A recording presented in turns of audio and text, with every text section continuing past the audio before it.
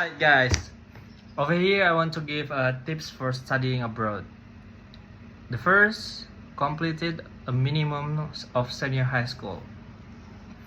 If you want to study or continue your education abroad, you must complete your previous education. For example, if you want to continue your studies, you must graduate your study at the senior high school level.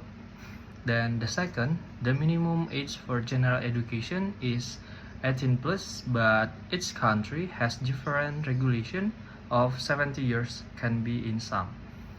Each country has its own rules.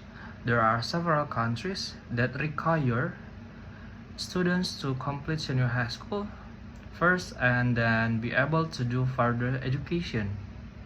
Third, if you want to take a bachelor degree, you must have a school certificate and you must have a certificate from previous study or previous education.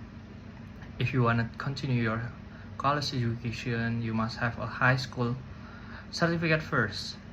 Then third, you have complete transcript of all the grades you pass. You must complete all the transcript of the education grade that you pass as a requirement in every education admission, of course. Fifth, need a resume or CV national test scores such as levels SAT exam or IB diploma. You must create a national CV to include your grades or level in education. 6. Bank statement with a minimum amount of money in it.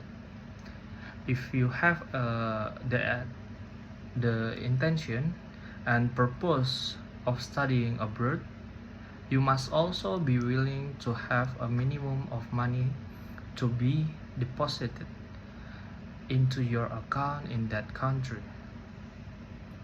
Then 7th, vaccination certification or health check, or we can say like medical checkup. Before you do your education abroad, you especially do vaccination for your health and also as a requirement.